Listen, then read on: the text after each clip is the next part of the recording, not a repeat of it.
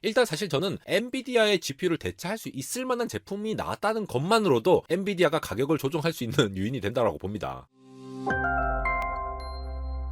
네, 여러분 안녕하십니까. 안대공학 에러입니다. 엔비디아가 괴물같은 칩을 내놓은 지 얼마 되지 않아서 AMD도 또 어마어마한 발표를 했습니다. 새로운 서버용 CPU를 발표한 것과 동시에 AI 전용으로 데이터 센터에 돌릴 수 있는 엔비디아 칩을 대체할 만한 정말 어마어마한 스펙의 칩을 공개했는데요. 현재 엔비디아가 AI 시장을 80% 이상을 지금 잡아먹고 있죠. 메타나 구글, 아마존, 마이크로소프트 모두 A100, H100 이러한 GPU들을 막 사들여가지고 빨리 학습하고 빨리 추론하고 이렇게 지금 AI 경쟁이 있는 와중에 엔비디아는 지금 주가가 계속 연일 오르고 있고, 지금 TSMC는 이 엔비디아 때문에 비상 팹을 지금 가동을 해야 되나 뭐 이러한 얘기까지 들려오고 있는 상황입니다. 근데 그 말은 또 뭡니까? H100과 A100을 더 주문을 하려고 해도 이 리드 타임이 점점 길어지면서 바로바로 수급이 안 된다는 거죠. 그런데 이 시점에 엔비디아도 능가할 만한 어마어마한 칩을 지금 AMD가 냈다라니까 이건 정말 큰 사건이거든요. 그래서 이 부분 한번 살펴보도록 하겠습니다. 일단 데이터 센터 쪽에 이 AI 지금 경쟁 열풍은 작년 말에 오픈 AI의 챗GPT를 시작으로 해가지고 올해 40조 원을 시작을 해서 당장 4년 후에는 200조 가까이 오른다고 하거든요. 그럼 이 시장에서 제일 많이 팔리는 칩은 아무래도 엔비디아 칩이 되겠지만 이걸 견제할 만한 AMD 칩이 나왔다라는 게 지금 중요한 상황이 되겠습니다. 가장 눈에 띄는 부분이 바로 HBM3의 용량 차이가 있다라는 건데요. 고급 AI 추론을 위해서 엔비디아 H100 NVL에서 H100 한 개당 96GB를 사용한다고 했죠. 이것만 해도 사실 어마어마합니다. A100에 비해서도 높은 스펙 그리고 HBM3를 넣었다라는 게 주목이 된 부분인데요. 여기서 AMD는 기본적으로 128GB를 지원하는 HBM3를 탑재를 한가 동시에 여기에서 더 AI 가속으로 집중한 버전은 192GB까지 지원을 합니다. 요거 차례차례 한번 살펴보도록 합시다. 먼저 지금 리사스 박사님이 처음 소개한 내용은 AMD 인스팅트 MI300이라는 데이터 센터 APU 얘기죠. 요거는 CES 2023에서도 얘기를 했던 것인데, 일단 모델명은 MI300A라고 불리고 있습니다. 지금 서버용 CPU로 들어가 있는 젠4 아키텍처 기반의 CPU를 24코를 일단 같이 넣었고요. 여기다가 GPU는 CDNA3 아키텍처를 사용해서 HBM3 128GB를 여기에 때려 넣었다는 것이죠. 이게 트랜지스터가 1460억 개가 지금 탑재가 되어 있거든요. 폰테베키어, 인텔의 폰테베키어가 1000억 개를 탑재를 했고 H100 같은 경우가 800억 개 정도 됩니다. 이것보다 훨씬 높은 수준이 되겠습니다. 물론 이거는 APU니까 이제 CPU 코드 넣었으니까 어마어마한 규모가 되겠죠. MI300A 같은 경우의 칩을 한번 자세히 살펴보십시오. 저기 뭐 어마어마하게 뭔가 많이 칩넷 구조로 많이 때려 박혀져 있죠. 저 가쪽에 있는 게 HBM3입니다. 8개의 16GB짜리 HBM3가 따다다닥 박혀 있고, 거기다가 5나노 공정, TSMC 5나노 공정에서 만든 컴퓨터 타일이 9개 들어가 있습니다. 6나노미터짜리 베이스 레이어 타이가 4개 구분해서 나와 있죠. 그래서 거대한 인터포저 안에 이렇게 각각의 타일들을 붙여놓고 HBM을 꽂아넣는, AMD가 예전부터 지향하는 바로 칩넷 구조를 인터포저를 이용해서 거대한 칩을 하나 만든 것이 되겠죠. 기본적으로 이 제일 큰 판, 이 인터포저의 역할은 기본적으로 베이스가 되는 칩넷과 HBM3 스택을 이렇게 같이 연결을 해주는 역할을 하겠죠. 거기다가 KC랑 IO 같은 것들을 다 넣고, 거기다가 CPU 같은 경우에는 기본적으로 칩넷 하나에 젠4의 코어 8개가 들어가게 되겠죠. 그런 것들이 이제 3개 들어가는 것이 되겠고, 그러니까 38, 24, 24개의 코어가 들어가는 것이 되겠고, GPU 같은 경우에는 GCD 구조로 해가지고 CDNA3 GPU 칩넷으로 6개가 지금 들어가는 것이 되겠습니다. 예전부터 말씀드렸지만 이렇게 CCD, GCD 이렇게 작은 칩넷 구조로 코어를 구성하다 보니까 확장성도 용이하고 각각의 칩넷들이 작은 규모를 가지고 있다 보니까 수율이 그만큼 굉장히 향상이 되겠죠. 거기다가 TSMC 5나노나 6나노 같은 경우에는 거의 완성된 공정이지 않습니까? 굉장히 많이 지금 제일 주력으로 가고 있는 공정이 되겠는데, 이러한 공정들의 수율이 굉장히 높다 보니까 나중에 이제 패키징만 잘하면은 전반적으로 이 코스트를 줄일 수 있는 그런 장점이 있겠죠. 거기다가 이번에 발표한 이 MI300 같은 경우에는 CPU와 GPU를 같이 넣은 구조가 되겠습니다. 엔비디아의 슈퍼칩과 같은 비슷한 구조라고 보시면 되겠는데, 엔비디아 슈퍼칩에서도 이 PCI를 통해서 CPU와 GPU가 통신을 하는 것이 아니라 직접 통신을 한다고 했잖아요. 그래서 뭐 PCI보다 7배 높니 이런 얘기를 하는데, 똑같은 얘기를 AMD도 하죠. PCB를 이용하면은 이 PCI 익스프레스를 이용해서 CPU와 GPU가 통신을 할 수밖에 없지만 APU 구조를 따름으로써 결국 이 레이턴시를 줄여가겠다. 이게 데이터 센터에서 중요한 거는, 데이터 센터에서 이 라우팅 자체도 굉장히 전력 소모를 많이 먹겠죠. 거리가 멀면 멀수록 왔다 갔다 하면서 전력 소모를 많이 하게 되는데, APU 구조로 CPU와 GPU를 딱 갖다 붙이면서 레이턴시를 어마어마하게 줄이고 전력 소비를 어마어마하게 줄인다. 이게 답이다라는 거를 AMD도 엔비디아도 이제 알고 있는 거죠. 그런데 이게 다가 아니라고 말씀드렸죠. MI300X라는 새로운 거를 또 추가를 해서 보여드립니다. 저 칩이거든요. 또 이제 트레이드마크 딱 요거 칩이 나왔습니다 이러면서 지금 지금 보여드리고 있죠. 원래 있던 3개의 젠4 CPU 칩렛을 뽑아내고 2가의 GPU 칩렛을 넣었다고 합니다. 그러니까 GPU를 좀 더 짱짱하게 만들었다라는 거죠. 이렇게 함으로써 HBM도 추가를 하게 되는데 원래 MI300에서 128GB의 HBM3를 지원하는데 지금 192GB로 껑충 뛰어오르게 됩니다. 거의 엔비디아의 2배가 되겠죠. 온칩상에 있는 HBM3가 거의 200GB에 달하는 수준으로 됐다라는 말이죠. 그러니까 엔비디아 단일 칩으로 할 수 없는 거를 AMD가 할 수 있게 됐다라는 말이 되겠습니다. 여기에 더해서 슈퍼칩이 여러 개 이제 GH200으로 이렇게 합쳐져서 하나의 모듈로서 제공을 하듯이 AMD도 인스팅트 플랫폼이라고 해서 MI300X를 8개 꽂아 넣고 그렇게 보면 이제 HBM3 메모리가 토탈 1.5TB가 되는 거죠. 그래서 기본적으로 산업 표준으로 쓰이는 규격에 맞춰서 이걸 제공을 함으로 인해서 이거를 모듈로 손쉽게 설치를 하고 설비를 유지할 수 있는 이러한 형태의 플랫폼도 공식적으로 발표를 했습니다. AI 쓸 사람들 요거 그냥 가져가서 바로 꽂아서 쓰세요 라고 말하는 것이 되겠죠. 그러면서 하이라이트가 되는 부분이 바로 이 부분이 되겠습니다. H100 GPU와 비교를 하는 부분이 되겠죠. 감히 H100 GPU와 비교를 했는데 둘 다 좋아요. HBM 덴시티가 일단은 엔비디아 H100보다 2.4배 높다 라고 얘기를 하는 것이 되겠죠. 거기다가 밴드위스가 일단 1.6배나 높게 되니까 여러분 이렇게 되면 어떻게 되겠습니까? 엔비디아 단일 칩으로 돌릴 수 없는 특정한 LLM 모델 AI의 그 파라미터 수가 굉장히 많은 모델을 AMD는 할 수 있는 그러한 포지션이 생겼다는 게 되겠죠. 그러니까 LLM은 계속 이제 뭐 1750억 개에서 5300억 개 이렇게 계속 늘어날 가능성이 높고 이렇게 하려면은 기본적으로 GPU가 여러 개 필요한 건 맞습니다. 그래서 뭐 몇천 개씩 몇만 개씩 이렇게 사가잖아요. 그런데 AMD는 그보다도 적은 GPU가 있어도 이걸 이네이블을 할 수 있다라고 주장을 하는 것이 되겠죠. 엔비디아 같은 경우에는 어떻게 합니까? NV 링크를 통해서 다른 GPU나 CPU로 이렇게 이동을 해서 걔네들을 다 계산해서 합쳐서 이렇게 하는 모델을 가지고 있죠. 근데 그 메모리 규모가 조금 더 크니까 그걸 커버하는 커버리지가 더 넓어지면서 그렇게 링킹까지 안 하면서도 할 수 있다라는 걸 얘기하는 것이 되겠거든요. 지금 보시는 게 이제 팔콘 400억 개의 파라미터를 가지고 이제 시연을 하는 모습이 되겠는데요.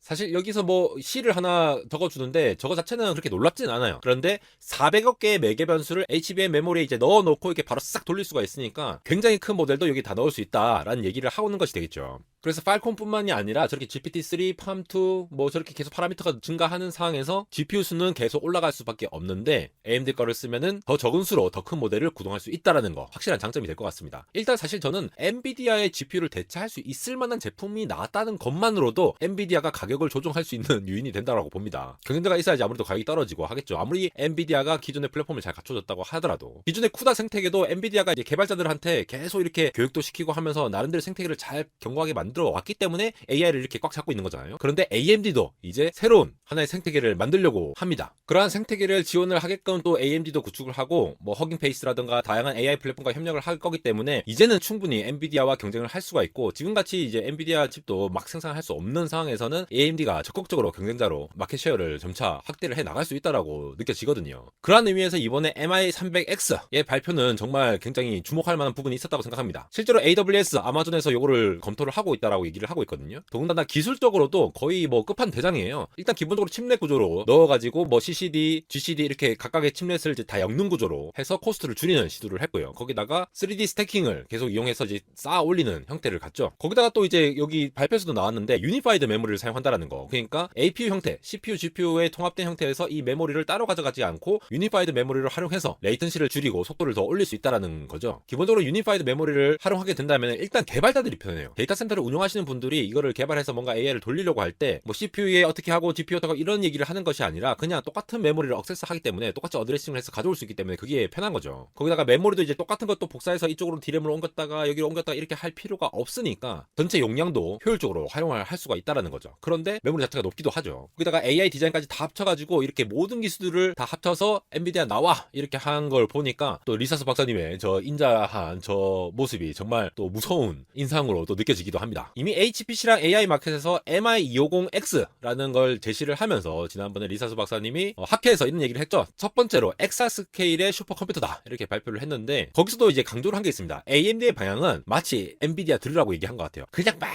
뭐 파워 쓰면서 막 이렇게 막 속도 빠르고 뭐 엄청난 처리랑 이런 걸 바라는 게 아니다. 우리가 향후에 제타 스케일로 가기 위해서는 어떻게든 제타 스케일로 가겠지. 물론 그게로 가겠지만도 그 컴퓨팅을 하면서도 에너지 효율이 있어야 한다는 얘기를 하는 거죠. AMD는 그거를 이거를 칩넷 구조에 스태킹을 하고 AI 최적화를 통해서 이렇게 만들었다고 얘기를 하는 것이 되겠죠. 실제로 또 그 로드맵을 그대로 따라가고 있죠. 인더스트리 대비 2.5배의 효율을 가지고 있다라고 얘기를 하는 부분이 바로 MI250, MI300으로 가면서 우리는 그쪽으로 더 챙기고 있어라는 얘기를 하는 겁니다. 이게 그냥 우리가 뭐 친환경이야 이런 얘기를 하고 있는 것이 아니라 데이터 센터를 실제로 운용을 해보세요. 엄청난 프로세스들이 막 돌고 있잖아요. 정말 빡센 걸 돌리면 이제 전기요금이 많이 나오기도 하지만 데이터 센터는 진짜 그게 스케일이 다르잖아요. 어마어마하게 전기요금이 많이 나올 겁니다. 그러한 타겟으로 만들다 보니까 AMD가 왜 이런 걸 지향하면서 가는지도 알겠고요. 지금 한참 AI 경쟁이 일어나고 있을 때에 엔비디아를 대체할 만한 그리고 전력 효율이 좋은 이러한 것들을 제품 출시했다는 것에 상당히 의미가 있다고 봅니다. 원래 AMD의 이 발표 이후에 AMD 주가가 떨어지더라고요. 아마 투자하시는 분들은 이런 얘기를 듣고 싶었을 것 같아요. 실제로 굉장히 거대한 기업과 이거를 이제 뭐 발주를 계약을 했다 아니면 검토하고 있다 이런 얘기를 듣고 싶었는데 발표상에서는 그런 얘기가 안 나왔어요. 근데 나중에 로이터 통신에서 발표하기로는 AWS의 이제 데이비드 브라운이라는 컴퓨팅 클라우드 부문 부사장이 AMD와 이런 얘기를 하고 있다고 얘기를 공식화한 거죠. 사실상 독점 체제로 가고 있던 이 부분에 균열을 일으킬 수 있는 하나의 상품이 나왔기 때문에 상당히 기대가 되는 부분이 아닐까 싶습니다. 각 빅테크들이 지금 각자 커스텀 칩, 커스텀 AI 칩을 만든다고 얘기를 하고는 있지만 그 트랜지션이 한참 걸리는 가운데 엔비디아와 AMD의 AI 솔루션이 더욱더 주목을 받고 있는데요. 어마무시하게 비싸게 팔고 있는 젠슨 황의 뒤통수를 후려갈기는 리사수의 야심찬 한방이 될지 MI300X가 어떻게 보급이 될지 너무나도 궁금한 안달공학 에러였습니다.